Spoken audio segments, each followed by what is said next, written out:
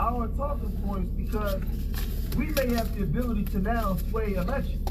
Because if we really start moving politically like we need to, and start getting registered voters across America and say, listen, we ain't supporting none of you governors. We gonna support the people that meet our interests. They start to hear us. We start to be very loud. And they know now that the old guard, nobody's listening to them anymore. The younger people that are from 18 to 25, they're not listening to that old Negro spiritual, let's all just come together and pray and kumbaya. They ain't listening to that no more. We're forcing our own reality going forward. A lot of the elders, God bless them, but they're not going to be here in the next 10 years. So the young people got to forge their own road, their own reality, and make things for themselves going forward. And they're not going with their old way of thinking. Following the Democratic Party has gotten us nowhere. It's been a colossal failure. The community is still being gentrified out of the community. They put the immigrants here to replace us. There's all kinds of, it's just in disarray. We already know that the Republicans has always been, right? Even back when we were Republicans. Right? So now we're in the middle saying, yo, listen, this is who we are. We're naming, reclaiming ourselves. Whoever's going to meet us to our demands, then we'll sit down and we'll negotiate with you. That's where we at with it. But now, let's revisit what some immigrants over in London were saying, where this professor broke down why. He said we got to take the emotion out and just forget the emotion. Look at everything as a blank canvas. He said he disagrees with FBA, but he knows why it exists. And he broke down to this tether why FBA exists, right? And how and why we had to delineate and why these groups will come here and be racist against us. He fully understands, so now these tethers can't say they don't understand because a professor from your side is telling you where it's coming from. Check this out. What's your views on Tariq Nasheed? Because he's got this thing called Foundational Black American. Yeah. What is that about? Because I feel like that's pure division, if I'm not going to... It is. But I get it. I don't agree with it, but I get it. This is what it is. There were too many black people from outside Africa, from outside America, right, going to America and playing the ass. Yeah. And what it is African Americans spotted this and spotted that there's a consistent pattern. We're not African, black Caribbeans, black people from Africa going to America and being the ass. FBA. And what the FBA agenda is putting up a wall and saying, no, you guys can't be a part of this if you're going to be on that raccoon train. Right. When you say playing the ass, what? Because from what I know, a lot of Africans, a lot of Caribbeans who go there, academically, they're surpassing them. And also, business-wise, they're surpassing them. So who was playing the ass? When they then use that to say, well, that means that you African Americans are lazy. Do you see? Yes. And then being on some right-wing conservatism, let's throw African Americans under the bus. That's true. And let's pretend that Jim Crow didn't happen, redlining didn't happen, breaking up of African American business districts, breaking up of African American families. The COINTELPRO didn't happen, the Iran Contras and then moving drugs into the black community didn't happen. Yeah, and there's a whole list of things continuing right up until now that the American government has done to African Americans. And so for those black people recently arrived from outside America, you all didn't face any of that. So of course you're going to be doing better than African Americans. Yeah. But not all of them can be affected by this. There's always got to be certain people who rise above it regardless of what the situation is. It's just the natural nature of thing. Weeds grow through gardens, you name it. Why do you think it is that a country like Jamaica or Africa, where they too have had their deprivations, had their colonialism, had their slavery, why do they go somewhere and tend to excel amongst people who also have gone through it? Because you're not comparing like with like, that's why. Okay. A lot of us think we are comparing like with like. You're not. Let me explain. Generally speaking, Caribbeans in America not the ones in the Caribbean, but the ones in America, Yeah. will represent the top 10%. I see. So if you're really going to compare like with like, you have to compare the top 10% of Caribbeans with the see. top 10% of African Americans. Okay. And when you compare the two, the African Americans are slaughtering us, bro. It's not even close. It's a massacre.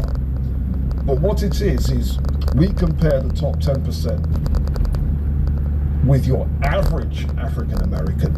You're not comparing like with like. And if you compare your average African American, you're 51, you've got 1 to 100 and Mr. number 51.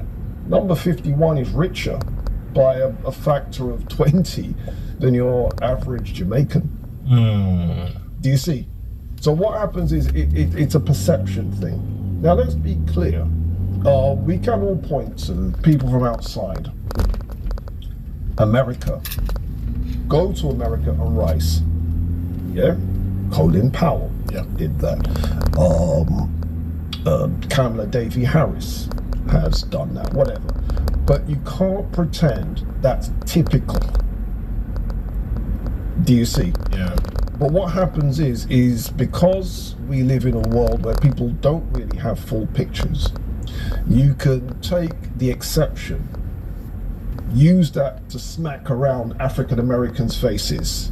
This guy just got off the bus. And when he say African American, he means Black American or FBA. All right, because I don't like African American. He's talking about Black Americans or foundational Black Americans when he's saying African American. We're not African Americans. We're Black Americans or foundational Black Americans. All right, let's go. Oh, he's doing better than you. Not realizing, but for my man to have got on the boat in the first place, he wasn't typical of the country that he was coming from. He was in the top echelons of that country. Do you see? Yeah. And the same is true also with people from Africa going to Black America.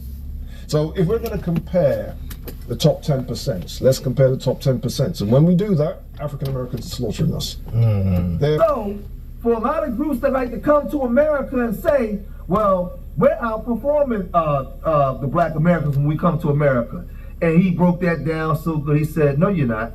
He said, normally when you leave your country, the best of the best leave, the top echelon of the 10%, and you come to America, right, as a minority, and you start to outperform. But if you put that 10% up to the top echelon 10% of Black Americans, they blow y'all out the water. You're comparing and say, well, we're outperforming the Black Americans when we come to America. And he broke that down so good. He said, no, you're not. He said, normally when you leave your country, the best of the best leave, the top echelon of the 10%, and you come to America, right, as a minority, and you start to outperform. But if you put that 10% up to the top echelon 10% of Black Americans, they blow y'all out the water. You're comparing the top echelon to the lower echelon of Blacks in America and think you're doing something. But you're actually coming and you're riding off the coattails in the backs of professional Blacks that paved the road already for you. Everything that you're doing, they already did. You're not inventing the wheel. You're coming here, becoming a doctor, becoming a lawyer, becoming a dentist, becoming entrepreneurs and all these different things because you saw Black Americans do it first.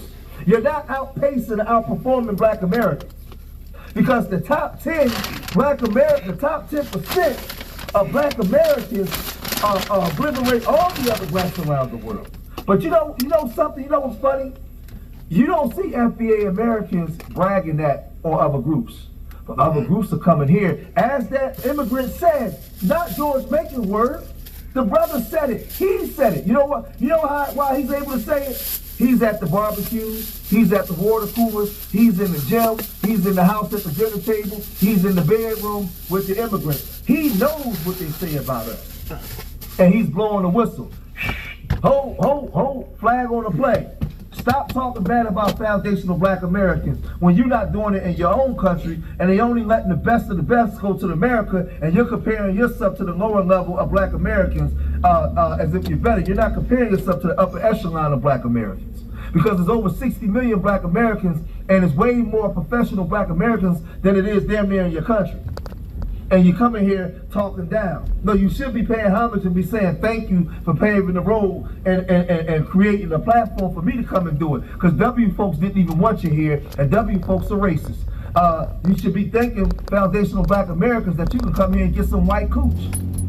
Yes, you Jamaicans, you Africans, you should be thanking foundational black American men and women that you can come here and even sniff some W cooch. Or come here and get the Pink Panther. That's right. You come here and bypass all the black people and run right to the Pink Panther. Thank us fighting for racial equality for everybody that you can come here and even have a Pink Panther man. Or you can get some W cooch. Because if it was left up to them, right, they would still have us discriminated, living in discriminated communities and everything else. We was getting our heads kicked in, dogs sicked on us for equality. Y'all wasn't here yet. But you come here and go get you some W cooch or let some Pink Panther run all up in you, and now you think you're better than us. Nah, you wouldn't even have that Pink Panther if it wasn't for my grandparents fighting for you to have equality here in America. And it ain't me saying it, that immigrant professor just told you. So if you leave stupid comments in my comment section, I'ma block you. Because I'm not dealing with people with slow gases. The professor just told you. And he knows how y'all talk and the way y'all think. He just exposed it. Tucker Carlson and the W folks exposed it. So Tucker Carlson and them W demons, they can't act like they don't understand what FBA talking points are, because they definitely do. Because it's ironic how they want to use it now to go after Byron Donald, right? So now we want to use that in our favor. But y'all let me know what y'all think. If y'all made it this far in the video, hit that like button, subscribe to the stream.